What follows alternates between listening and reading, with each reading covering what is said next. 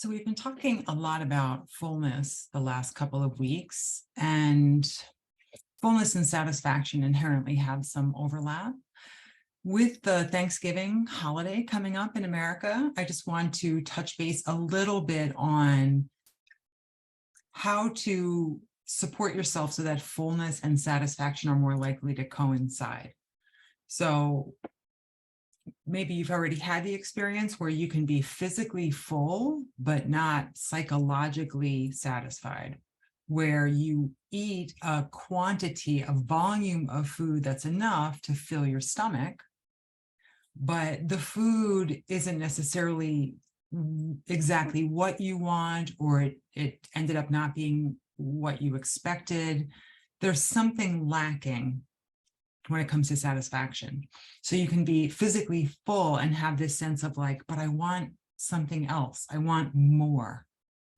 And there's lots of possible issues going on here.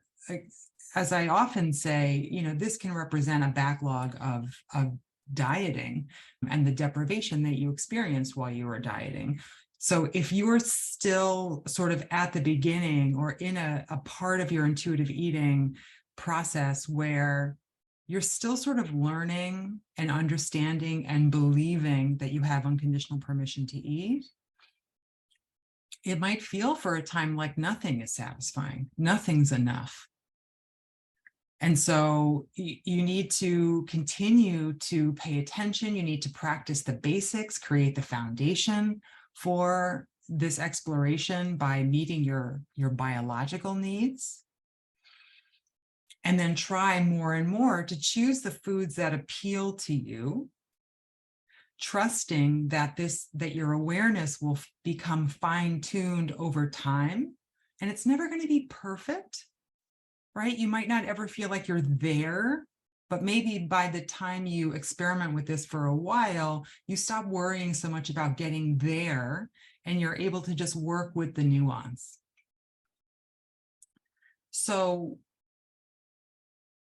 another way in which fullness and satisfaction can coincide is when you take your time with the food. Because satisfaction isn't just about what you're eating, it's also about how you eat. Are you eating in a physical posture that contributes to satisfaction? I sometimes eat standing up just because I find myself sitting during the day, so I actually can have satisfying eating experiences while standing up. But a lot of us really need to sit down and feel rested and relaxed, and we're like protecting the time to eat. And so something like sitting at a table, putting out a placemat and a table setting, maybe using a nice glass or something like that, that can actually contribute to satisfaction. Having something to do with the preparation of the food can contribute to satisfaction for some people, not for all of us. And taking our time to appreciate the sensory, the sensual qualities of the food can definitely contribute to satisfaction. And that also slows down the eating process in such a way that by the time your body is starting to register fullness, your need for satisfaction has been met. So the holiday is coming up, and a lot of people have thoughts about how am I going to have an eating experience that is satisfying and not distressing. In some ways, one of the things we talk about with intuitive eating is knowing that you can always have a certain food. Well, truth be told, at certain holidays, there are certain foods that are often available that are not available during the year. Yes, you can have pumpkin pie in June. Nobody's stopping you. But the likelihood of you just like randomly finding a pumpkin pie in June might be lower, right? So pumpkin pie might then have this additional charge to it, like, ooh, this is only available around this time of the year. So perhaps give some thought to what are the foods around the holiday that tend to provide the most satisfaction for you? And then what are the foods that maybe don't contribute to that for you? Maybe there are foods for which it feels like there's like, you need to eat them, but they're not actually that satisfying, you know? So spend some time with this and just see, like, maybe you like all the side dishes, but not the turkey. Maybe you like a certain part of the turkey and one side dish, but not a little bit of everything. Maybe you like a little bit of everything, right? So I think it's fine to expect to overeat a little bit at Thanksgiving, maybe not to the point where you feel like uncomfortable, but it is a different type of meal. And so I just want you thinking about this ahead of time so that you feel like you're going into this day in a place mentally where you can celebrate and enjoy and feel like you're conscious. As always, try to take care of your basic biological needs so that you're going in with the greatest chance of being mindful. Get enough sleep. Manage your stress.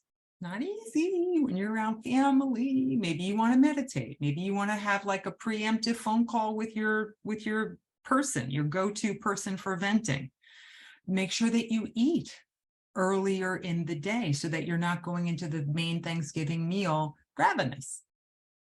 Maybe you choose to be a little hungrier than usual, but don't be in that primal hunger danger zone, right? This isn't about getting it right. It's just paying attention to all the little factors that contribute to satisfaction and to comfort and pleasure. And one more thing, I made a little something special that you might enjoy having at the Thanksgiving table. This was based on a conversation I had with a client who had done a really good job of putting the kibosh on diet talk at her own lunch table, but felt like she couldn't escape the diet talk that was at the lunch table next to her. So we talked about that. And then I got this idea to create this little table tent that could be a conversation starter, could be a sort of plucky little request or suggestion. Might be something nice to have at the Thanksgiving table, might be something nice to have in your doctor's office. If you're a physician or a psychologist or a social worker, nutritionist, you might want to have this in your office. Maybe you just want to have it home on your kitchen table. So I'm making these available on my website. They're 3 in a package and they're $15 and it includes shipping. But I just thought they were really funny. And it says at the bottom, there's so many more important things to discuss. Like, how are you really? Is this backwards? I'll put the text in the thing. So give some thought to how you want to be walking into Thanksgiving. How are you going to support yourself in the days leading up to the holiday? Be reinforcing these thoughts and behaviors. If everything goes awry and you feel uncomfortable, it's okay too. Overeating is part of normal eating, and overeating at Thanksgiving is very common, and it does not mean anything about you. So go gently and let me know if there's anything specific that you're working with or have questions about prior to the holiday, and I'll try to answer that question ahead of time for you. Okay? Hope this is helpful.